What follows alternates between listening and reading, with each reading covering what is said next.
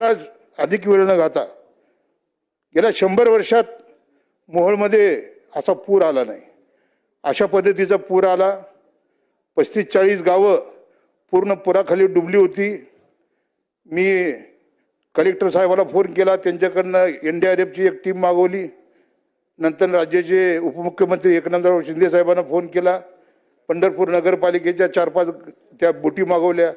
जे कोळी समाजाचे तर पंढरपूरला चंद्रभागेच्या तिथे किनारी राहतो, त्या एक प्रशिक्षित अशा बोटीनी मी माणसं बाहेर काढत होतो। परंतु त्याही परिस्थितीत 15 दिवसामध्ये शासनाची मदत उशिरा पोचली। आम्ही आमच्या पद्धतीने मदत करत होतो, परंतु जी आता मदत दिली त्या मदतीमध्ये 32,000 रुपये, तुम्ही 32,000 रुपये गायला देताय। मी गावाकडून येताना अधिवेशनाला मी विचारलं की माझा एक मित्र आहे घोडके वडर समाजाचा, त्याला म्हणलं तुझे गाढव आहेत, त्या गाढवाची किंमत किती आहे?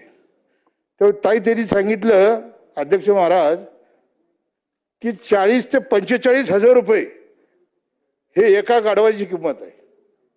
जे आपण वज वाहून नेण्याचं काम ते गाढव करतं आणि सरकार 36,000 रुपये गायला देतं। अध्यक्ष महाराज,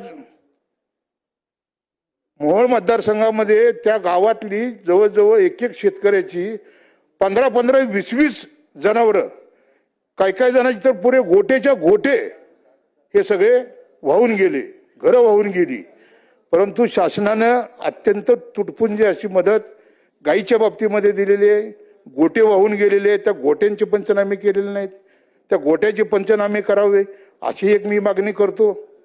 दुसरं असं की ज्यांची घरं गेली त्यांना घर पडली। मी काली सभागृहामध्ये बोललो महसूल मंत्र्यांना की वाळूचं धोरण तुम्ही कागदावर ठेवले, प्रत्येक घरकुलाला 5 ब्रास वाळू देण्याचं सरकारचं धोरण आज वर्ष झालं, कुठेही वाळू ही घरकुलच्या गरीब बांधणाऱ्या घरकुल धारकाला दिली जात नाही। त्याच्यामुळं मी या प्रस्तावावरती बोलताना एवढं अध्यक्ष महाराज बोलतो की शेतकऱ्यांचं जे नुकसान झालंय ते आपण दिलेली मदत ही तुटपुंजी मदत आहे, अति जास्त मदत द्यावी।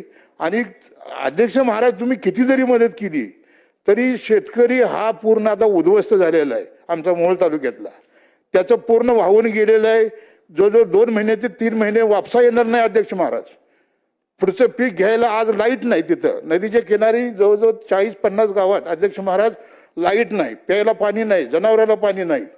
आणि म्हणून तुम्हाला सांगतो की तुम्ही शेतकऱ्याला मदत करण्यापेक्षा शेतकऱ्याला एकरी, कृषी मंत्री आले होते दत्ता मामा भरणे, अध्यक्ष महाराज मी त्यांना बोललो होतो की एकरी 50,000 रुपये शेतकऱ्याला द्या। आणि माझी एवढीच मागणी आहे ह्या अंतिम आठवडा प्रस्तावावर बोलत असताना की पुन्हा एकदा सरकारने विचार करावा शेतकऱ्याच्या प्रती। जर खरंच सरकार संवेदनशील असेल तर राज्यातल्या या दुष्काळग्रस्त पूरग्रस्त भागातल्या शेतकऱ्याला एकरी 50,000 रुपयानं नुकसान भरपाई मिळावी अशी अपेक्षा व्यक्त करून मी आपले 2 शब्द संपवतो। जय हिंद, जय महाराष्ट्र, जय भीम।